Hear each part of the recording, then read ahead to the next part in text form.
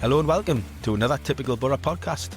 As always, I'm your host, Steve Dixon, and we're here to reflect on a bad day for the Boro. Bad day at the office for Middlesbrough yesterday. So we're going to go back through that. We're going to talk about Leicester on Tuesday coming up and Birmingham City next Saturday. To help me do that, I have Mr. John Cutler. You all right, Cuts? Morning. And with Bandy being off on his holidays in Egypt, we've brought in a guest. It's a man from down under. It's Invictus. It's the Boro watch-along man. It is Rye. Welcome, Rye. You okay? Good old morning, lads. Good evening. Good afternoon. I'm doing very well. Doing very well. Thank you so much. It's 10 o'clock where you are, Rye. So you're. It is. Oh, you're completely different time zone to us. I am ready for bed. Me and Cuts are just getting my head round getting up. Yep. The game was on at 2 a.m. now. It's 3 p.m. kickoffs, 2 a.m. for me now. So it's about 4:30, and I wish I had stayed in bed. That was sleep would have been better. So we're going to go back through. Obviously, Watford 3, Middlesbrough 0. A big loser, scored the first goal on 15 minutes. 2 goals by Kerem Gard, the Danish striker, on 32 and 49, put Middlesbrough to bed. 3-0 defeat. We don't fare well at Watford usually. It's a bit of a bogey ground. So done a bit of digging, as we do, because we're stats, Cuts, as you know that. So here's a stat for you. It was Middlesbrough's heaviest defeat to Watford in our history. 47 meetings since 1924. Watford have never beat Boro by more than 2 goals until yesterday's 3-0 defeat. Only the second time in Watford's history that they have scored 3 goals against Middlesbrough. The only other time was in September 2010 when they beat us 3-1 at Vicarage Road. So that was a real bad day at the office for Middlesbrough yesterday. Cuts, I'll start with you, as I always do, on the changes. There was 3 changes. Nepan, Whittaker and Calais Sen dropped out for Alan Brown, Luke Ayling and Tommy Conway came back into the side. Bit of a tweak to the formation, 5-3-2 formation with the wing-backs. What are your thoughts on that? I like the look of the team, apart from I wouldn't have started Bergzog personally. I'd have brought Strelic in probably, or Sene. But other than that, quite happy with the formation. I was glad to see Brown in. I thought Brown, Morris and Hackney would do a job in the midfield. We'll go into that a little bit later on. But yeah, the only thing I would have started differently was Bergzog for one of the other 2 forwards. Rye, what was your thoughts on the formation tweak and the Bergzog up front with Conway and the 3 changes? Yeah, I was interested. I said after last week that I thought Luke Ayling, when we made the subs at 45 minutes last week, I thought that second half team was immense. So I thought we needed to sort of replicate that if we could. And then it was interesting seeing Bergzog up top with Tommy. I thought that, to being honest, it lacked a lot of Australian. It could have been more Australian. I actually think, look, Riley's obviously just come back. He's been back on the bench for 3 games, but without being biased, I really think he could have done a good job in connecting yesterday. And I also prefer, and no offense, but I prefer Sammy Silvera in our left wing back slot as well. So look, it was a good formation. But I think, obviously it wasn't the right one. I'll bring you up on that, Ryan. That's an interesting point you've said there. I could see Cuts' eyebrows going up and down when you said that. You prefer Sammy Silvera and the left wing back role to Matt Targett? To Matty Targett, yeah. Look, it's not anything but the creative chances that Sammy puts down that left wing. I think you saw that in that 45 minutes of last week where Targett was taken off and Sammy was brought on. Now, I would argue that Sammy's defensive capabilities aren't as strong as Matty Targett. I think Matty Targett's better at tracking back and protecting his line. But we saw it yesterday where Matty Targett, the very first goal, he was up, he had the shot. And then obviously the counter came straight down his flank, cutting in, and they, passed it across the face of goal for the first goal. So I honestly think Sammy suits that role better. And I think we've seen better performances out of him in that left wing back role. I know what Matty Targett brings in dead balls and stuff like this. But to me, Sammy Silvera his creativity is just perfect down that left wing, and I think we miss that when we've got a quieter Callum Britton on an off day. Cuts, I'll come to you on that because it's an interesting point. I think Matt Targett's been excellent, great signing. one of the plus points this season, you know. But I understand a little bit where I's coming from with Sammy Silvera, because if Middlesbrough do lack anything in this team, it's pace and creativity and getting forward quickly. And Silvera does offer that option. Does he? I mean, honestly, I think he does.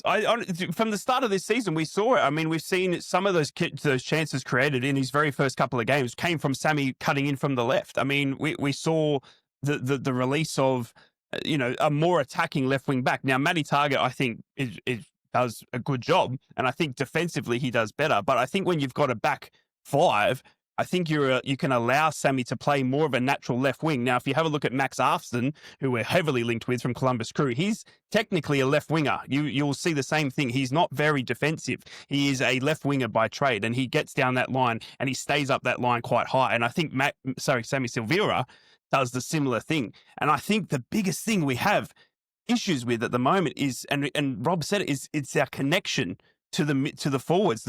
We keep saying that we keep getting it to that area, and we had the same with Michael Carrick. We keep getting it to that outside that area, and then we're waiting for a fancy shot from 45 yards out or something like that. There's that connectivity to put the ball in the box for the likes of a poacher in Tommy Conway, Callie Sand, whatever it may be.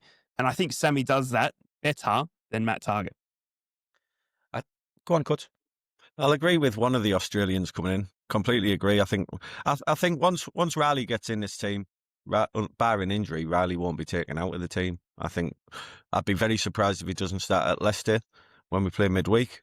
For me, I'd 100% put him in. But this isn't a criticism of Silvera. I just think Targett's done pretty well this season, in my opinion, and there's no way I would be swapping the left-back role. I think he came in and played, didn't he? Was it against Stoke? I can't remember the name of their winger. Thomas. Is it Thomas? Sorba Thomas. Yeah, Sorba Thomas. And to be fair, he's a really good player, but he had Sammy on toast, bless him, that day. But yeah, for me, I wouldn't make a change at left back, to be honest. But we're all entitled to our opinion. I think a bigger point that you mentioned there, Rai, is that midfield conundrum, because I think before kick-off yesterday, all Middlesbrough fans could understand probably why Rob Edwards brought Alan Brown back into the side with Morris and Hackney, because all three are good players. All three arguably deserve to play. I don't think it worked. I don't think it's going to work moving forward. I think you've got three people trying to do two jobs. And I think the third player in there has to be more creative, has to be able to get forward. As Rai says, has to connect that forward line. And that's why, for me, Riley McGree fit back, or maybe a Sanjay Hansen or Napan need to come in alongside. He needs to pick who he thinks his best two are, whether that's going back to Morris and Hackney or Hackney and Brown, and I think he needs to go back to a two. Do you agree with that, Rai? Yeah, look, the best performance we've seen this season, arguably for me, is the game against Ipswich. And in that game, we had Alan Brown and a Hayden Hackney partnership, which was reminiscent for me of Hayden Hackney and Johnny Howson. Johnny Howson, his maturity, his ability to be in the right position, I think allowed Hackney to be that creativity piece, that moving forward. Arguably, we saw Hayden Hackney's best game again against Ipswich. You know what I mean? So I think Alan Brown replicates that, and he's used to that senior figure next to him when he's right, someone that he can trust, that if he does push forward, he's not going to be leaving such a gap behind, because Alan Brown naturally just reads the play so incredibly well because of his maturity, and he's been doing it at this level for such a long time. So I honestly think, and it might not be something that you notice it or something that, but I think mentally there is something in there with when he's got Alan Brown next to him for Hayden Hackney that allows him to take a sigh of relief, where I think with Aidan Morris, who's still learning his trade and I think Aidan Morris is still caught in that, am I attacking or am I, we've seen him push up against Portsmouth where he's taken shots and they're hitting my window rather than the back of the net. Do you know what I mean? Here in Australia. So you've got that you've got to have a little bit of push and pull in that midfield where one's doing this and the other one's doing that. And I think they kind of sometimes step on each other's toes. And I think they're fantastic. I think Aidan Morris is a fantastic player. I think Aidan Hackney's obviously one of our godsend. But I like, preferably at the moment, the relationship between Hackney and Brown more than I like Hackney and Morris. Yeah, I tend to agree. I think Morris is a little bit caught in two minds as to what his role is now. I think he was so used to playing in front of that back four under Michael Carrick in playing really deep and getting the ball off the goalkeeper, in breaking into the midfield and linking up with Hayden Hackney. And now his role under Edwards, I think he wants him a little bit further forward, doesn't want him taking the ball so deep. I think Edwards likes both midfielders if they can to get the opportunity to go forward and get in the box and try and create and score. I don't think that's really Aidan Morris's game. I think you get a bit more with that type of skill set with Alan Brown, who seems more comfortable when he's in the opposition half. So I agree. If I was picking the team for Tuesday against Leicester, I would go back to Hackney and Brown for the moment. Would you agree with that, Cuts? I'm going to sound a little bit stupid here, but It's not the first time, Cuts. You're all right. But in my opinion yesterday, I didn't think the three in midfield, I wouldn't say it didn't work, because I think for the whole season we've been strong at the back. And let's be honest, it was 2 counter-attack, well, especially the first one, counter-attack goal. Poor goals to give away. But can you really blame the midfield for that? I thought at times we controlled the game yesterday. At 1-0, I didn't think we were out of it. And at 2-0, I certainly didn't think we were out of it either. I thought we had enough of the ball. I thought the three in midfield worked hard enough and we were getting control of the game in certain areas. We were poor at the back yesterday and we didn't create enough going forward. Hackney had a few chances, but in certain parts of that game, I thought the midfield three did control it. Yeah, the result makes me sound ridiculous for saying that, but I do genuinely think that the three might work at Leicester. Maybe not the same three. Like I said, I would put Riley into that midfield. But I wouldn't blow that three out, and I certainly would have had Strelic, like I say, ahead of Bergzorg going forward, or Kalisen. I wouldn't write that formation off, me. No. I think he hits the nail on the head there as well. The possession that we had yesterday was fantastic. We blew him out of the park. We had like 80%. Do you know what I mean? We had all the ball in the world. The problem for me was that we didn't do anything with it. Do you know what I mean? It was that whole out to the left wing, back to the centre, out to the right wing, back to the centre, out to the left wing. And it's that connectivity that we're missing. Now, maybe Riley pronounces that, and I get where you're coming from, Cuts. I think that formation does work to hold the ball. If we're talking Rob Edwards style ball, which he spoke about before he came in, he wants to play with the ball in our own half. We certainly did that yesterday, but we did nothing with it. We were trying to create that perfect goal where we got Hackney passing it off a metre in front of him to Tommy Conway, who was in a worse position, sort of thing. Where that, you know, I mean, it's that connectivity. I don't think coming back and the defensive thing. We're going to always, you know, it's football. There's always going to be chances for the other team, and I don't think you can blame those three yesterday for that. I completely agree, and I like that they had the possession. But my issue is they didn't do anything with it moving forward. They held the ball, but they did not connect it to our forwards. And that's the biggest argument that I've got at the moment, is that we're not seeing our midfield connect with our forwards because, one, we don't know who the forwards are, but two, I think back to what Dicko said as well with Morris and that, I don't think he understands where he's meant to be still. I tend to agree, Rai, spot on in my opinion with that. I agree with you, Cuts. I think that the three midfield is fine. The formation yesterday was fine. I would like Middlesbrough to continue with that over the next few weeks. But I think where they need to tweak it, where Rai's coming in is, you know, they're not getting in the box, they're not having shots, they're not creating, they're not linking with the forwards. Tommy Conway yesterday had 2 touches in the opposition box in the whole of his performance. 2 touches, that's all he had in the game, Tommy Conway. Because he's not getting any service, is running left wing, he's running right wing, he's closing down. But what he's not doing is staying where he should be, which is in the box, waiting for service, and he's not getting service.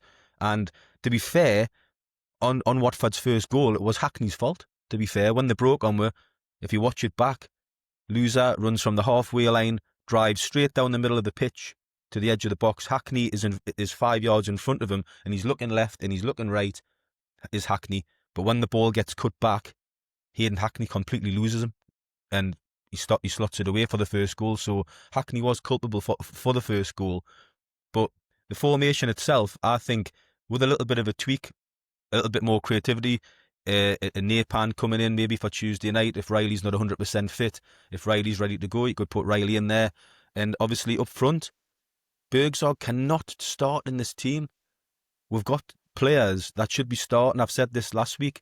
We've got players, in my opinion, in Whittaker and Bergzorg, who aren't bad championship players. They bring a certain skill set. They can create, they can score the odd goal. But in this Middlesbrough squad, they shouldn't be starting. We need to find a way to get the best out of Naipan, Strelets, Kalisen, Hansen, Riley McGree. Those type of players need to be, at the head of the queue, in my opinion, if we're going to make this formation work, bring some more pace and creativity into the team. And, I think if Rob Edwards does that and stops playing Graham Bandera when he's normally on, he calls Rob Edwards on here, like a coach, like a children's coach on a Sunday morning. He's trying to keep everybody happy. He's trying to give everybody game time.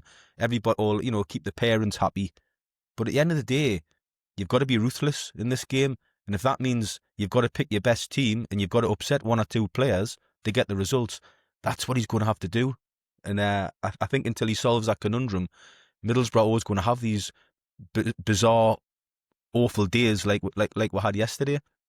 Cuts just on the game. We've sort of talked about it a little bit. Middlesbrough started quite well. First 20 minutes, I thought we played well. We're bright. What I liked about it was crisp, fast, quick passing, which has been missing lately because we've been a bit slow. Obviously, we got caught with the first goal. I've just said there, Hayden Hackney loses his man, 1-0 down. Second goal was an absolute killer. 32 minutes. Again, break on, we whip the ball into the box. Kieran Gard gets away from Luke Ayling. Too easy for me. Cuts, gets in front of him. Gets a connection and it flies past Solbrin. Yeah, I think Luke will be a little bit disappointed, but the other two centre-halves went within probably 5 or 6 metres of him, weren't they?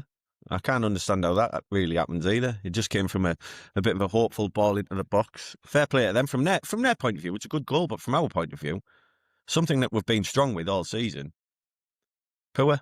The first one came from us attacking, target on the right-hand side, losing the ball. But if you look at the first goal back, we had about 5 or 6 players in the box back. It just felt it was just, for me, it's just one of them days where things, every time they attacked, they scored. I think at half time they'd had 2 shots on target, 2 goals. And for me, there was things you could have tinkered with at half time, but I was fairly, we'd went in 0-0 yesterday, we'd all been thinking, this is definitely a game we can win. It was just we gave away 2 very, very poor goals yesterday. I'll bring you in, Rai, on sort of the second half. I was like, Cuts has mentioned there, I was a bit surprised we didn't change it at half time. I thought it was standing like a sore thumb that we needed to bring a couple of changes on. I'm not saying he had to go crazy like he did last week and bring on 4 or whatever, but I thought a couple of changes to freshen it up. Certainly, I thought Bergzog would have got the hook at half time, and I was a little bit disappointed that, he didn't make the changes, and then obviously the third goal goes in, and you know it's not your day. As we discussed, it was a deflection off Kieran Gard. The shot comes in from Mamadou Diomba. Great shot, Reka. When you first watched it, you thought, what a brilliant goal that is. It's top corner, game over. But when you watched it back, he's 4 yards offside. It clips him on the head. Wrong foot, Solbrin. The referee refused to have a look at the screen. The referee refused to listen to the Middlesbrough players. The goal stood. We're 3-0 down on 49 minutes, and we still haven't made a substitution. I think with reflection, Rob Edwards got that wrong.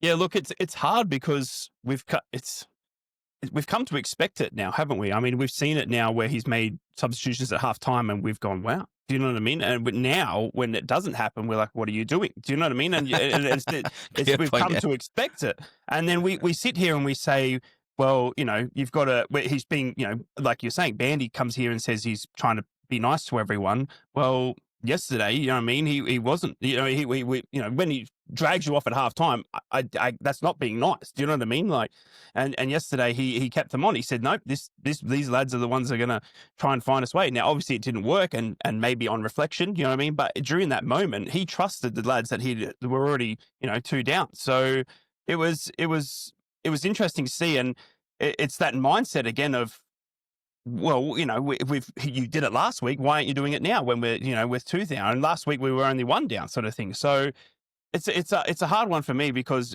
I don't want to expect it. Do you know what I mean? I don't want to sit there and only see 45 minutes of these boys because at some point we sit there and we say, well, you've got to give the time to Strelic and all these sort of boys to adjust to the EFL and stuff like that. But then we say drag them off at half time when they've been shocking.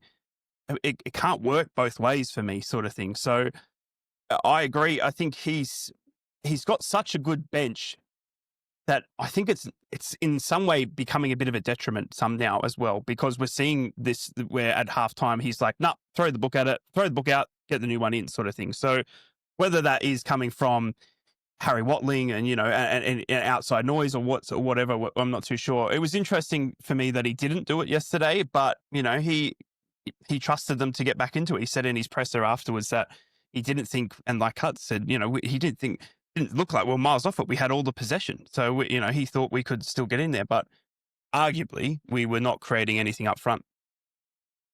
Cutsy, when he did change it, it was on 70 minutes, and it was 5 changes.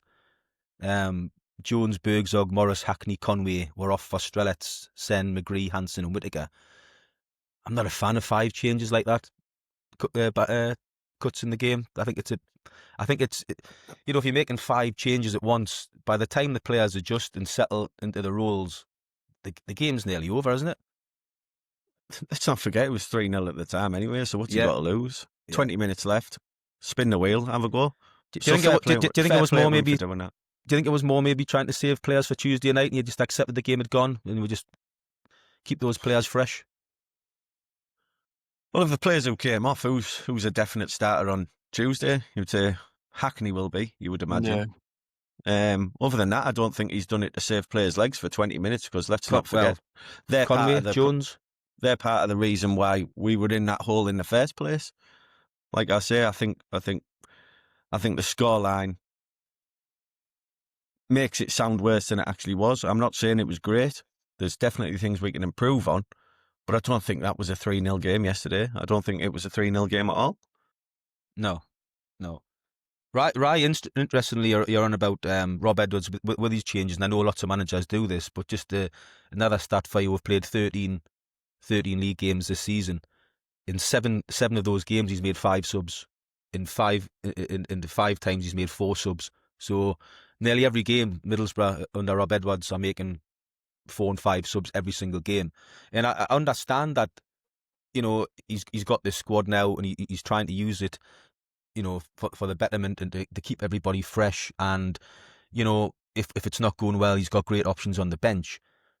But just to come to you, right, because of these options, do you think Rob Edwards, after 13 games, knows his best team yet? I don't think anyone does. Do we? I mean, we can sit there and put it down on paper, but we can't. I mean, we saw it. We saw in a fantastic team against Ipswich. He said, this is it. This is Boro. This is what we've been waiting for. He played the same team against Sheffield Wednesday, and it was horrid.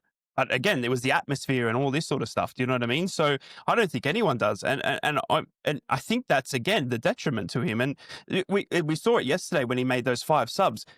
Now what's scary, and I'm not sure if you guys saw this if you were there, but Dale Fry needed to come off. He was hurt. He was sitting on the sideline saying, I've done something. And it's, again, Edmondson's back. So he's like, well, I'm out. Do you know what I mean? They just rotate between each other, him and Fry now. So because it looks like Fry's not going to be good. I think he's actually hurt himself. He was hobbling, and so was Alan Brown. And maybe there's a lesson in there for Rob when you did say changing the 5 subs at that time. He left no room for any injuries. Do you know what I mean? There is never room to take off a Dale Fry or Alan Brown, who was hobbling at the end as well. And now, potentially, you've done worse injuries to Dale Fry, Alan Brown, or anyone that had to continue on for the 90 minutes that probably couldn't. So, yeah, look, I don't know the best starting 11. I don't think he does. I mean, he keeps... The best thing that I can say is that you've got such a good squad to choose from that every game in the championship is different. Every team plays different. And that's what we love about the championship. You're going to go against a Wrexham and they're going to sit, 6 deep. You're going to come against Watford and they're going to hit you on the counter. You're going to play Leicester and they're probably going to use their wingers in and Fatawaya and try and speed demon you down the left and right wing sort of thing. And that's where you have to use your squad efficiently to pick the best team that you think is going to win. Now, Rob keeps saying that. I keep choosing the best team to think, that I think they're going to get out there and get the victory. And sometimes he's gotten that. We're second. Do you know what I mean? He's gotten that majority right. But obviously we've seen yesterday that, we got caught on the counter and maybe, we weren't doing that. But again, he did say that everything I said to the boys happened. So, do you know what I mean? He prepared them for exactly what Watford did. and they still weren't able to manage it and cope with it. So does he then look at those boys more openly? I mean, admin asked Rob after the game, did you learn anything about the lads from today? And he said, you keep learning. Every game you see something new from someone, and maybe he's learnt that, righto, in this situation and that situation sort of thing. And, Rob is a very, very intelligent man, and so is Harry Watling, and so is Adi Vivesh. So I think that together, I think they're still trying to come up with a team every game to get us the victory, regardless of who they think is that best 11. I think it's an interesting point because I don't know if it was last week or the week before when we discussed this, and it's going to sound a bit like family fortunes here, but if we surveyed 100 people, and I did say it last week, I don't think like one particular team would come out anywhere near 50%. I think there's plenty of options. We're sat here every single week discussing forward options where you'll say one thing, Dicko, and I'll disagree, and I'll say something and Bandy will disagree, or whatever. If we don't know the best 11, it'd be a bit harsh for us to say that right now he should know his best 11, although he sees them in training every week. I think in little glimpses we've seen little things from Sene, but then I've come on here and said there's certain things about Sene that I don't like. I've said that I would keep Conway in, and people discuss his goals ratio. I think it's a difficult one, not just for us, especially for the manager, because he's the one who's getting paid to find his best 11. Like I say, I think if we asked 100 people, one particular team wouldn't come out 50% of the time. I think, I think what's worrying the Middlesbrough fan base is that thanks to Oxford's last-minute goal yesterday, we stayed second, which was great. So when you look at the league table, we're still thinking we're second. But if we don't get results quickly against Leicester in Birmingham, we could be outside the top 6 come the international break. And I think this has been coming for a while, and it's almost like people are frightened to say, but when you're watching Middlesbrough over the last 6 or 7 games, it's sort of been coming, and you keep thinking, come on, Middlesbrough, kick back into gear like they did against Ipswich, where they were excellent, fast-flowing football, chances, it looked really good. But the last 6-7 games, other than Ipswich, this has been coming, I think. We keep hoping Rob Edwards is going to find that conundrum, find the answer, find that sort of connection, what Rye was on about earlier between the midfield and the attack, and we're going to click back into gear like we did earlier in the season. But if we don't find those answers very, very quickly, we could go backwards very, very quickly, and that's the worry, I think, on every Middlesbrough fan's lips at the moment. Cuts mentioned the Tommy Conway conundrum. We had it out last week, me and Cuts, regarding Tommy Conway. We both rate him. Cuts, would have him in his team every day, all day. I'm a little bit less so. I think that we've got a squad, and if Tommy Conway, as he's doing at the moment, no goals in 9 games, 2 touches in the box, if he's running around every game, that's not enough for me. He's got to have an end product. He's got to put the ball in the back of the net. That's what your job is as a number 9. We've got Strelets, you've got Sen, you've got Hansen, you've got other attacking options that maybe deserve a go. Where do you sit on the Tommy Conway situation, Rye? And what do you think, if you'd rather Tommy Conway stayed in the side, what do you think the answer is to get him firing again? Yeah, it's a great point. And again, it comes down to that, do we know our best 11? No. I mean, do I know Tommy Conway? I mean, Tommy Conway's our number 9. He's the only striker in that forward line that is proven at our level. All the other boys have come in fresh from different leagues. David Strelic from overseas, Kelly Sen from overseas, Sanjay Hansen from overseas. So these are all boys that haven't been tested and tried. But Tommy Conway grew up in, he's been at Bristol City all those years, and now he's at Boro. We know he's good for a good 12, 13 goals a season if given the right service. We know that he's the perfect poacher. We know he runs his socks off. Now, he's not your typical number 9, but what is a typical number 9 these days? Because we see the false 9 and all this sort of stuff coming into play. So for me, he's our number 9. And that says it all. And we've seen teams out there where we've started Kelly Sen. We've seen teams, you asked last week against Wrexham where he didn't start. At 45 minutes, everyone's like, get Tommy Conway on. Do you know what I mean? So because we need that pressure up front where he runs his socks off. So it's for me, Tommy Conway is our number 9. David Strelic has scored, obviously, since coming in, but he still hasn't shown to me that he can lead that line for Boro. And again, is it on David Strelic or is it that connectivity?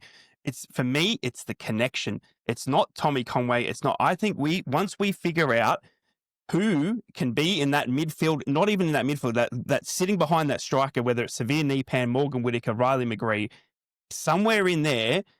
And I'm gonna hate, you're gonna hate me, Boro fans, please.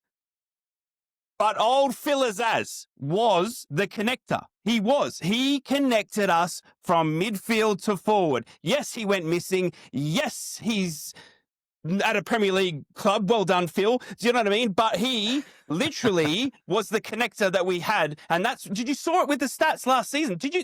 He had the most chances created, the most passes, all this sort of stuff. He was the man. And we've now missing Phil Azaz in that area because he was the man that Hackney and Morris could move it to for him to move it on to Conway, and Conway would get 13 goals and stuff like that. So I think you can put Callie Sen, you can put David Strelich, you can put Tommy Conway, hell, put them all up there. But until you find a way to connect the ball from our back line where we play it out from the back to them, when it stops in that midfield, in our just off the half line, when it's not. It doesn't matter because we're not getting the ball to them and giving them the right service to give them a chance to put the ball in the back of the net.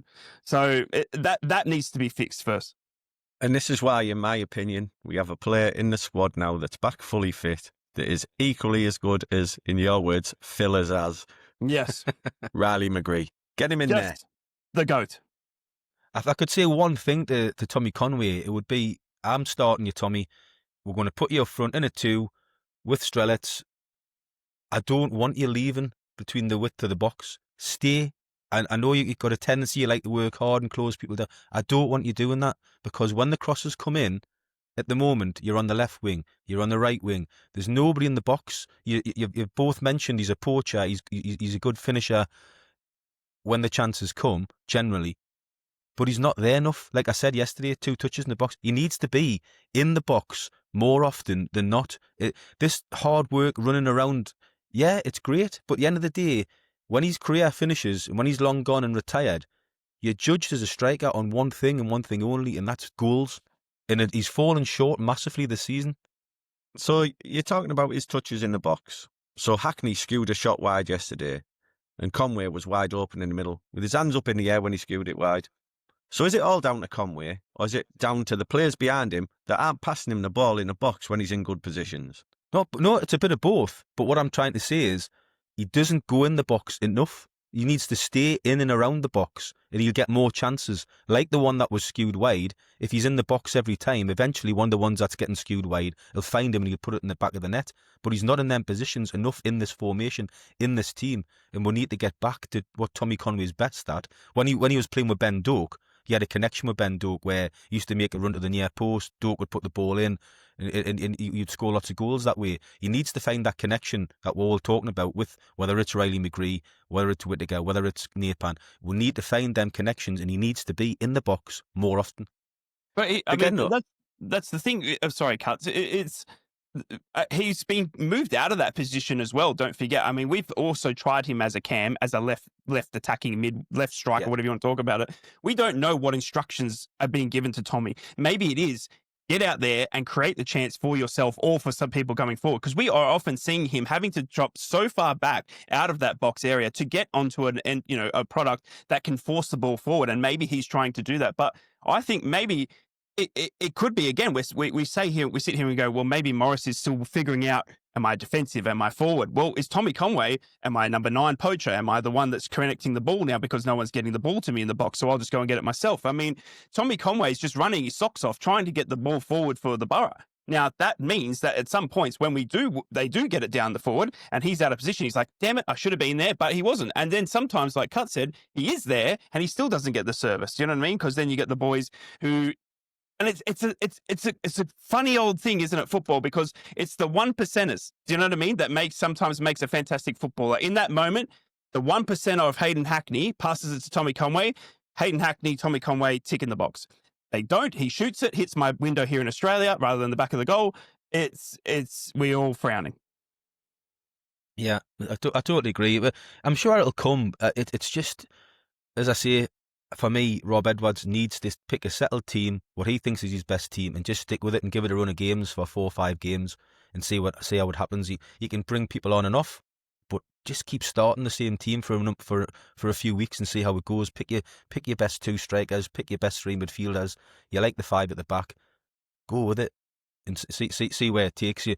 I was just going to say, Cuts, and I don't know if you'll agree with this or not. Do I have a problem tactically? And what I'm going to say here is another stat. When we go a goal up, we win. So this season, when Middlesbrough have gone a goal up, and that's 7 times this season, every time Middlesbrough have scored first, 7 times we've won. Every single time. Every time Middlesbrough haven't scored first, Doncaster, Preston, Southampton, Portsmouth, Wrexham, Watford, we don't win.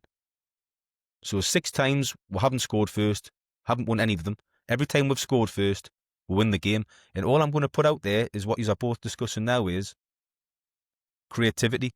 So when we're a goal up and we're hard to beat because we've got the back 5 and the good defence, we'll get the job done. When we fall behind, we find it difficult to get back into those games. The stats tell you that we haven't won once. And we haven't got that creativity and finishing power up the top end of the pitch to turn those games around. I would argue that you can say them stats, but I reckon it'll be the same for every team in the top 4 divisions in English football and probably around the world. That the teams near the top, once they go ahead, have generally been winning. That's why they're at the top.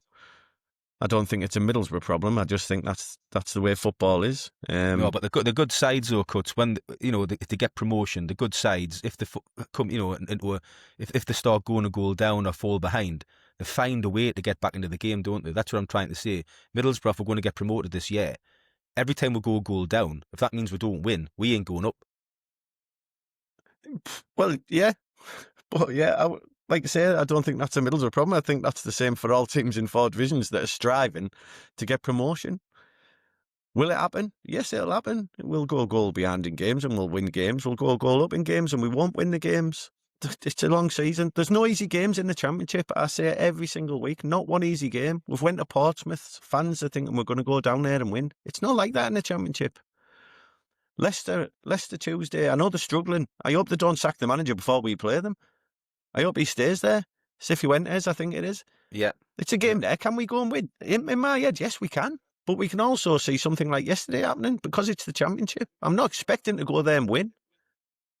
But can we? Yes, I do think we can. I think we've got a squad capable, and I still think we've got a squad capable of finishing in the top 2 in this division. We talked the other week when we said, in a perfect scenario, what would you bring in January if you could? And I said a centre forward. We did it when we signed Jordan Rhodes under Karanka. Somebody who can nip your goals, like 1-0 down at Bolton. He came off the bench, I think. 2 goals last 10 minutes. That's what you need. That's the one position I would go for. An out-and-out goal scorer. Somebody who can come off the bench and pop you a couple of goals in when you need them. That's how you get promoted.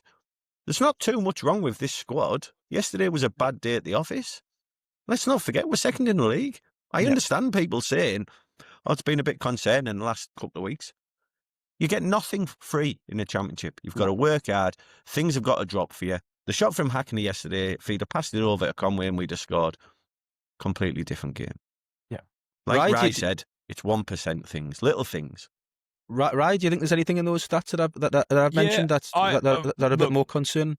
I've actually thought there's many times this season where we've played poorly and still managed to not lose. We've managed to take a point. I mean, Wrexham low key last week. Do you know what I mean? We had no right, and Hackney popped up with a header, which something he doesn't really do. So I think the good teams don't lose. I think that we have got the template here of much like what Burnley were last season. We are very good defensively. Yes, yesterday, right? Actually, in fact, let's just forget yesterday. Yesterday sucked. Yesterday didn't even happen, right? But before yesterday, defensively, we are outstanding. Solbrin is almost top of the tops in clean sheets. Alfie Jones has just been an absolute star.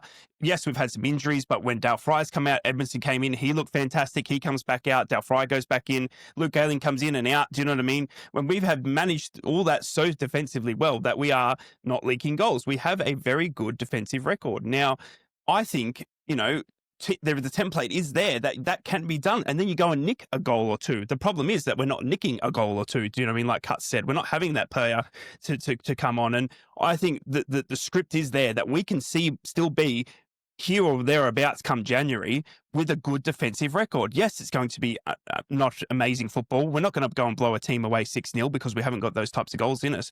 But we're sure as heck aren't going to let yesterday happen again where we're going to let 3 goals in.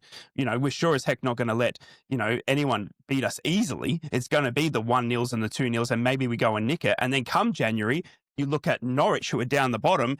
There's Josh Sargent sitting there. We all know what his record's like. We've got, you've got Sheffield United down the bottom. You've got that DJ Campbell. And, there is good strikers down the very bottom of the championship who would be looking at Middlesbrough saying they're in second, and what can Rob do there? And what can Kieran Scott do there? And the mentality of it as well is, it's shifted because of how good we went in the start of the season. Kieran Scott said it when he went on BBC. They said, has your objectives changed for this season because of how well we start? He said, oh, yeah, I guess so. And that's true, because who would have sat here and said, Rob Edwards, this year, get us promoted, top 2 or you're out? I didn't. I said mid-table. Do you know what I mean? Build something under him, sort of. But now, because we've had such a good start and we're sitting second, everyone expects it. We expect to beat these teams. And like Cut said, you don't do that in the championship. It just doesn't happen. You have bad days. You have teams that, that have good analysts and they figure out how to play. And Rob's trying to keep them on his toes. He's kind of a good squad. So throw the stat book out at the moment. I don't think the stats are obviously. You have a look at some of the stats, look at the stats for Coventry. I mean, how many times they're winning and they went and lost to Wrexham. Do you know what I mean? Like, they're blowing teams away 5-6-0. Do you know what I mean? They've got Haji Wright and Thomas Asante, who are like, do you want to score a hat-trick today or do you want me to? Let's just both do it. Do you know what I mean? And we're sitting here going, let's not score a goal, but by as sure as hell, don't let them score, sort of thing. So it's a tough one. It is a tough one, but I think we can defensively get ourselves to January, keeping us where we are, there or thereabouts. And I completely agree with Cuts. Then we go and find a Josh Sargent or someone that can potentially knock in 15, 16 goals. Yes, it's fun and dairy to share the goals around, but in the championship, proven teams that go up have a clear goal scorer at the top of the charts. It's how you bounce back, and we're last defeat to Portsmouth, we bounced back with 2 victories. So I think it's, the Leicester game, which we're going to discuss now, it's an opportunity to bounce back. They're struggling. 1 win in the last 9. I didn't realise that. They've only won 1 of the last 9. They're down in 14th position. They've had 3 straight defeats for Marty Cifuentes' team. Won 4, drew 5, lost 4, 17 points. The fans weren't happy. They got booed off yesterday. Lots of problems at Leicester. Probably, dare I say, a good time to play them. Right? You're obviously Rob Edwards' twin. You're a good-looking fella. Thank you. I can't get Rob Edwards to come on the podcast at the moment. I've asked, but I can't get him on at the moment. So you're the nearest we can get. Okay. So we're going to Leicester on Tuesday night. So yes. What would be your starting 11? Well, thank you for having me on, Dicko, first and foremost. It's good to be here. Thank you for calling me the best-looking manager in the league as well. I'm honoured by that. Cut's good to see you. Saw you cheering on the weekend. Thanks for backing me in. Look, my starting 11 is being leaked the game before anyway, so what does it matter?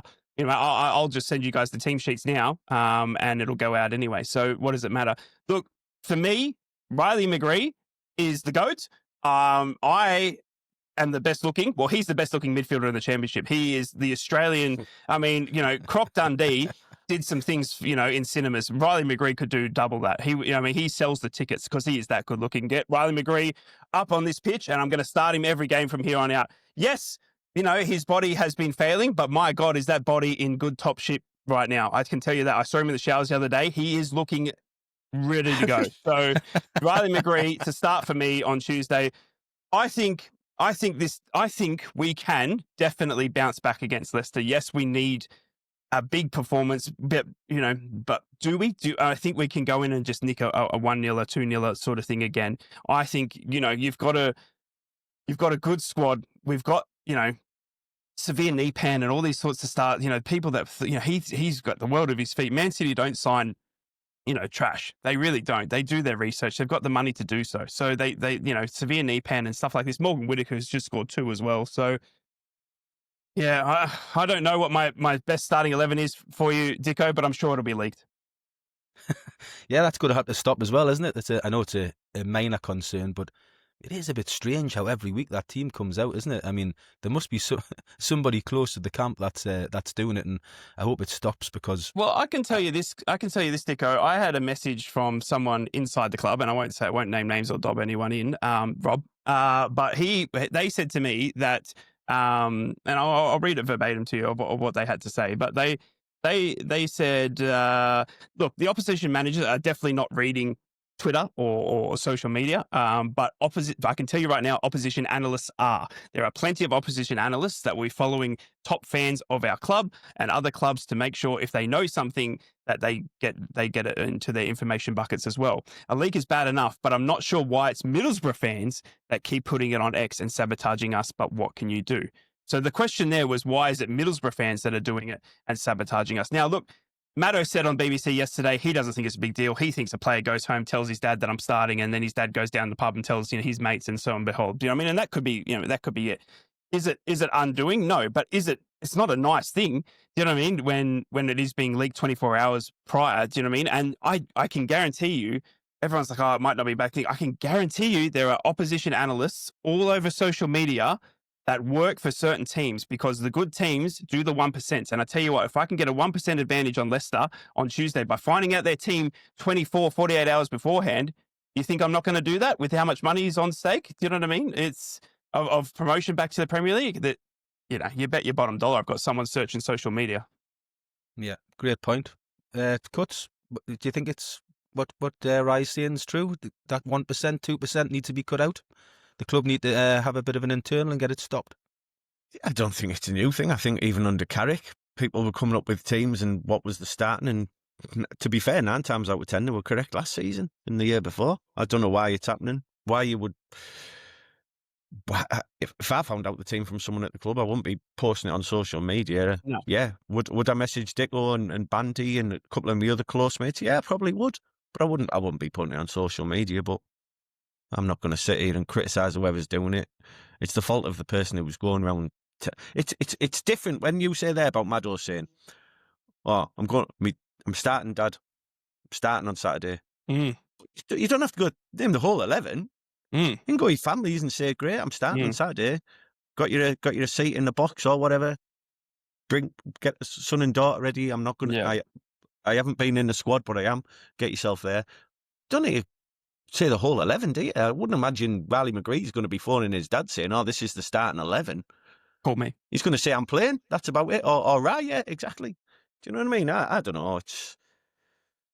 Did we lose yesterday because the 11 got leaked? No, we didn't. No, ultimately. No, I agree. I just think it's for me, it's an image thing, and I just don't think it's a good look. But I agree. You're absolutely right. I don't think it's just not a good look from a professional football club at our level.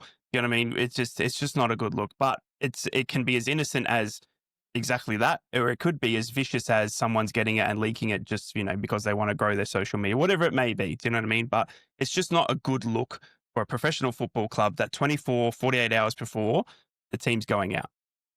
Yeah. One quick thing, when you said about Leicester 1 win in 9, forget that. Doesn't matter. Yeah. It's all about Tuesday. Doesn't matter about 1 win in 9 and what's going on at Leicester. Yeah. They can come out, they've got decent players, decent squad, massively, massively underachieving. Like I said earlier, let's hope they don't sack the manager because that could massively turn around. But it's about what we do. Like I said earlier, will we win? Not sure. But can we win? Yes, we can. It's about what we do. I think I agree with you, but I think it does matter in the sense that it's better playing Leicester with 1 win in 9 than 9 wins out of 9. And the fact that their fan base is turning on the team and booing them off, it means that if the Boro do go, to the King Power and nick an early goal and get in front, it'll turn their crowd, their confidence will be rock bottom. So it is an opportunity for Middlesbrough to bounce back. And, we've got Birmingham after that at the Riverside. And I think because of yesterday, I would say Middlesbrough probably need 4 points to keep themselves in and around it going into the international break. 2 tricky games, both losable games to be fair, but certainly both winnable as well. And so if we can get 4 points from Leicester and Birmingham, that's going to keep Middlesbrough probably, I would say, in the top 3 going into the international break, which I would take right now. I'd snap your hand off, to be fair. Yeah, it's the same as like we're sat here. It seems a little bit doom and gloom after yesterday, but if we go to Leicester and win, if you'd have said to me on Friday, 3 points out the next 2 away games, would you take it? I would probably have said yes. It's better Yeah. than 2 draws. An extra point, one win out of 2 or 2 draws. It's. We'll see, won't we? We'll see on Tuesday night. Mm. It's going to be a tough game. 100%, it's going to be a tough game. I'm I don't expecting a big response from Middlesbrough. I know, I think, you could see them standing there at the end of the game with the 2,300 Boro fans in the rain, cheering them on, clapping them off. And I think it's probably hurt the Middlesbrough coaching staff yesterday, and I think they'll be looking to get a quick response and a big response. Absolutely. Live on Sky, Of course. Tuesday night, Leicester. As I say, they're not in the best of nick. I think it's an opportunity for Middlesbrough to bounce back. I agree. It is, but I just don't think, and I agree with Cuts here, we saw the same situation with Chef Wed, obviously arguably worse. They were literally the day before administrative error, do you know what I mean, with the owner and everything like that, and there was no crowd in there, and it actually was to our detriment, do you know what I mean? So I don't think we can, there's no good time to play anyone, I don't think, and you say that about Leicester, and maybe they, that they, they've still got Premier League players in that team, and they'll probably be looking at us after yesterday's result going, this is where we get back. Do you know what I mean? So, and it's at home, it's a Tuesday night. So, they're looking at us as you talk to a Leicester fan on social media, he'll be going, well, Middlesbrough's our scout. This is where we get back on track, sort of thing. So we're going down there going, well, we need to bounce back after yesterday. Well, they're looking at us going, we can get back on track by beating them at home.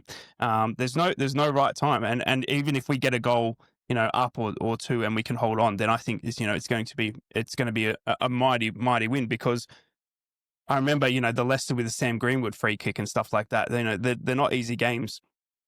Yeah, I totally agree. Right, we'll get into some fans' questions because time's ticking on and we've got some good questions. And the first one I'm going to start with is actually from Mr. Graham Bandera, who has messaged us. Is he a new listener? Well, I hope haven't he's heard listening. that name. Okay. I hope he's listening.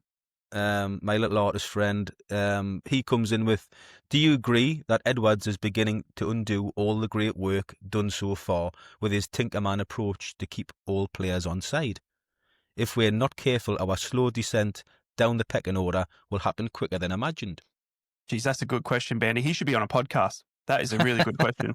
He should be on a podcast with that type of question. Look, is Rob Edwards undoing? No, we're still second. I mean, if we had fallen to relegation zones or whatever, do you know what I mean? If we're talking 5-6 games from now and we've lost all 6, then potentially we could have that argument. But no, one bad game does not maketh the man, doesn't maketh the squad. We had a bad afternoon yesterday with 3-0. Yes, people can say it's been coming, but we've still been getting results. We had a poor performance against Wrexham. We still managed to drag a point. There's been other poor performances this season where we still managed to drag a point out of it as well. I don't think it's unbecoming of Rob Edwards just because we lost 3-0 yesterday. He is got a brilliant footballing mind, as does Adi Vivesh, I've said this already, and as does Harry Watling. They will make sure that they are set up in what they believe is the right team, the right tactic to beat Leicester City on Tuesday night. I agree, and I think this championship's going to be a funny championship. I don't think anybody's going to get 100 points. I think people will struggle this year to get 90 points. I think it's going to be a real tight league. I think everybody can beat each other. I think what's made it that way is the 3 teams that have come down from the Premiership have all struggled. They've really, look at the points totals they've got. Add to that last season's championship playoff finalists, Sheffield United, have had an awful start as well. I thought the 3 teams that come down, along with Sheffield United, would have made it into the top 6-7 this season. It would have been a tight, difficult league. They're nowhere near at the moment. They're all miles off it. We can put another nail in Leicester's coffin, on Tuesday.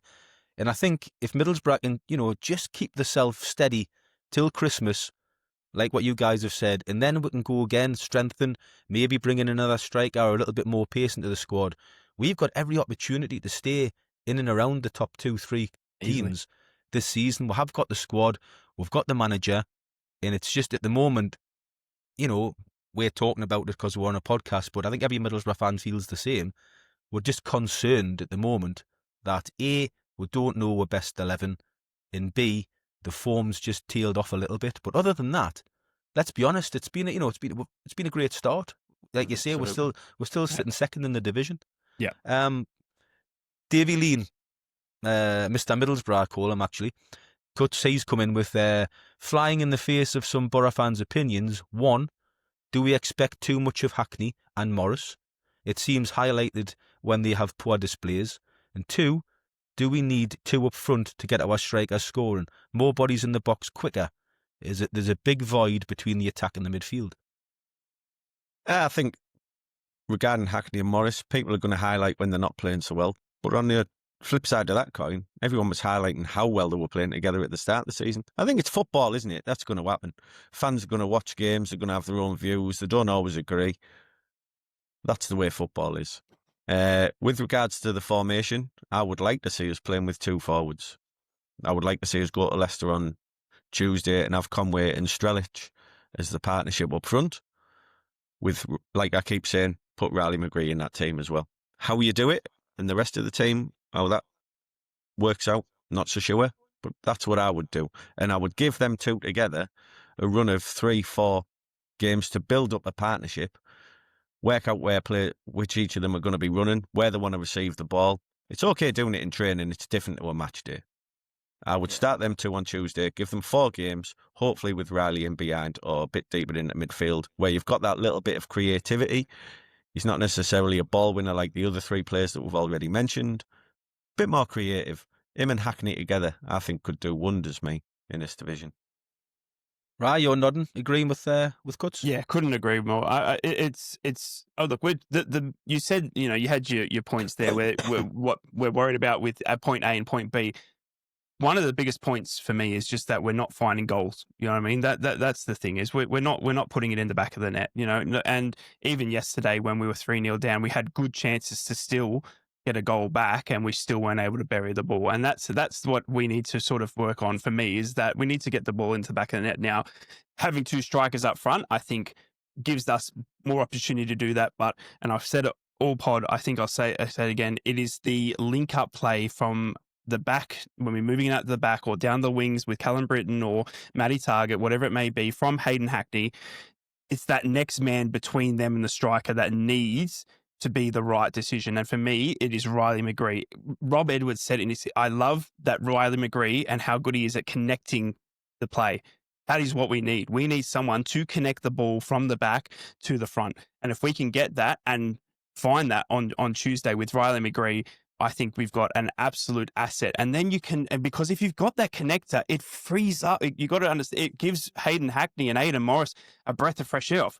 Riley can do it. I'll get forward and get a ball off Riley. We saw it in the World Cup. Riley McGree got Australia into the World Cup with literally getting the ball from the back line, ran it into the side of the box and played it across, and we scored a goal. And lo and behold, Australia in the World Cup. Riley McGree, I love you. You know what I mean? Like, it's literally the connecting play that we have. We haven't seen that from, sadly, Nepan or Whitaker. Look, or Hansen. Do you know what I mean? And they are flashy players. Do you know what I mean? But they haven't gotten the ball to connect. Do you know what I mean? From the midfield of Morris and Hackney to the strikers. And if we can do that, then you can put 2 strikers up there, and they're gonna one of the chances is going to go in. Has to be. If you're feeding them enough chances, one of them's going to go in. I mean, Riley, we've seen him play before. He doesn't have to play as the number 10, nah, or even as one of the wide players. We've seen him play in central midfield. His engine's good enough to get up and down all day long. If you pop him in there with two maybe players that don't get forward as much, I think that's another position he can play and play very well in this division. Yeah. Simon's messaged on the midfield conundrum. And Simon says, I knew he'd given himself a problem last week, Rob Edwards, when he dropped Brown for Morris, and was 99% certain. I was 99% certain he'd play all 3 centre midfielders today. That experiment has to end, as all 3 are best in a pair with 3 or 4 attacking players ahead of them. So Simon's basically saying you can't play Morris, Hackney and Brown together in a 3 because all of them play better in a pair. And I tend to agree with that in what you have just said there. You need that dynamism, of a Hansen or a McGree, or like you were saying earlier, Phil Azaz. We need that other player in there to mix it up, to connect the attack. So I agree. I understand why Rob Edwards done it and went with the three to give them a try, because all three are great players, but I don't think it works with those three in the midfield, and I hope he changes it on Tuesday night. LDGD says, do you think the constant changing of the players has disrupted chemistry? They look like strangers. Also, we are lacking pace and creativity. How do you overcome that? Is it bad recruitment? So he's having to pop the recruitment there a little bit. Do you think we've had bad recruitment, or do you think it's more tactically we haven't got it right?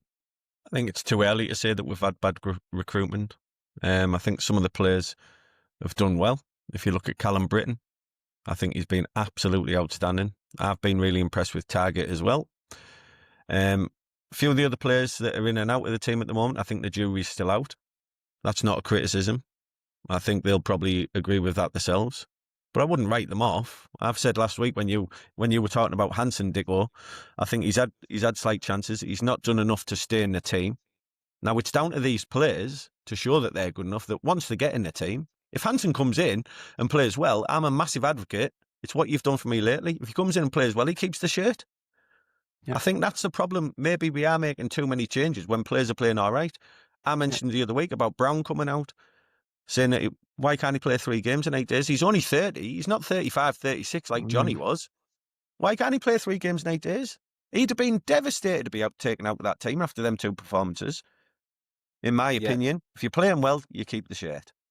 I think it's a detriment to having such a deep squad. And again, we've got so many good players on that bench that you could have said should have started. And it's easier for all of us to say that when we've lost 3-0. It is. Do you know what I mean? We can sit here because we lost 3-0 and we said, well, Rob, you got that wrong. You should have done this, this, and this because I'm an expert and I need your job. Do you know what I mean? Because it's easier to say that on a loss.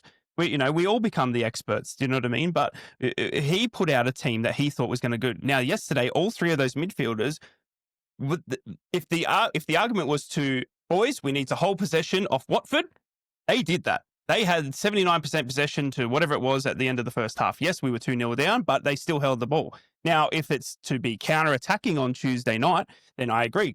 You can't start Hackney, Brown and Morris sort of thing. But to me, I think you need to have you need to have the ability, like Cut said, to take your chance and play awesomely well. And if that then becomes a thing where you're still playing very, very well off the bench and you're still not getting a start, well, then that's when we can question it. And if, when it comes, recruitment is way too early. We sat there at the close of the summer going, wow, we have got a good squad here. And I think you would be kidding yourself if you sat there and said that we hadn't made. We got all the forward situations sorted. We got Severe Nipan on loan. We got Alan Brown, who's been a fantastic asset. He literally would play with a broken leg, that lad. And I think we've got a good squad to then to give Rob Edwards. That's what they need to do. Kieran Scott and Chris Jones and the like, they need to just give him the team. And you do what, this is what we think. You were telling me you want a striker that can do this. Here's David Strelic. You want a striker that's fast paced. Here's Callie Sent. Do you know what I mean? They've given him what they wanted, or that what Kieran Scott and they have felt that we've needed. And I think it's just about now unlocking that potential. And I think does that come with consistency in team selection? Does that come with consistency in whatever it is, it could be. But the other thing that I just want to quickly mention, and I know we're running out of time, but I just apologize. The other thing, this season has been very disruptive with those bloody international breaks as well. We haven't seen it because it's a World Cup next year. We have got bloody international break after international break. Then we've got 3 games. Do you know what I mean? We're getting it's a very interesting year to get any consistency in one team selection, but also players, because you could go on a bit of a run and then bang, you've got to bloody wait for 2 weeks. You know what I mean? And then you got to come back sort of after that. So it is a bit of a disruptive season to ask players to be consistent, especially when you got David Strelic, who's playing for Slovakia. You know what I mean? He's going all over the world to play, even in those 2 weeks. So it's a tough one. Yeah, it is disruptive. It is, and it's awful if you go into them after a defeat as well, because you've got to linger on that defeat till you come back. So it isn't great. We'll do one last question. We've got loads of questions, but we haven't got time this week. From Chris Lane, Bergzog isn't good enough. He's a 1 in 5 player. Need to put him out of our misery. He thinks Brown has done well, but was only back up for Sunderland. So he's an impact player for us, in his opinion. We need Strelets, Neapan and McGree in, proper players to create chances. Yeah, Well, 100%. We've said that all yeah. pod. You know what I mean? Cuts and I've said that as well. Do you know what I mean? We need Riley McGree in this team because he connects, he creates the chances. We need players in there that can create the chances for Tommy Conway, David Strelic. They need to give them the opportunity to put the ball at the back of the net. If they only get the chance to do that one or twice a game and they miss them, arguably, you know, they suck, but they don't. They just haven't been, you know, fed enough. You know, they need the ammunition, and that ammunition comes from that center attacking midline in Riley McGree, Morgan Whitaker, Severe Neapan. That's where we need to really focus on trying to be strong in the next coming weeks. If we can build up a very good connective play where it comes from the back line in Callum Britton, Matty Target to that center attacking mid into the box, then I think we're going to be okay. Need our midfielders to have a connection like me and Rai. If I had £1 for every time if you had £1 for every time you said I agree with Cuts, I'd be a very rich man today. Yeah, I mean, well, thanks for coming, you know, Rai. You're welcome back as many times as you want, pal. You know, what I mean, I believe you're going to replace me because, you know, you guys don't know who your consistent three is. I'm much like Rob Edwards, but you know, I hope to be back. But look, Cuts, I think you've just been hitting the nail on the head, and I think it's not all doom and gloom as well. We're second in the league. I think we sit here on a pod, do you know what I mean? And we talk about Middlesbrough because we love it and we're passionate about it. But it's not doom and gloom. It's not all the end of the world. We're second in the league. We're just talking about, righto, if we need to find what to talk about, it's our lack of goals. It's this sort of this and this and this. And all of these questions on Twitter, it's just people being passionate. And we can't, and one thing I keep saying is, let's not tell people how to fan. If you want to be out there and say, I'm going to sack Rob Edwards, yes, it's a little bit drastic, but that's how you feel. Let your emotions out. Let them run wild. But if you're on there going, I'm positive, you know, and I love Middlesbrough, and that's great as well. Do you know what I mean? Let fans be whoever they want to be, and let them react however they want to be. And because together, at the end of the day, we all just want the same thing. Middlesbrough Football Club, promote it. Yeah, exactly. That's a great way to end the podcast. John Cutler, Callum Britton enthusiast, Riley McGree enthusiast. It's been a pleasure, boys. Thanks for coming on. We'll do this again next week, Cuts. Remember, Middlesbrough fans, don't see a typical Boro. Watch it, listen to it, and we'll see you again next week. Up the Boro. Up the Boro.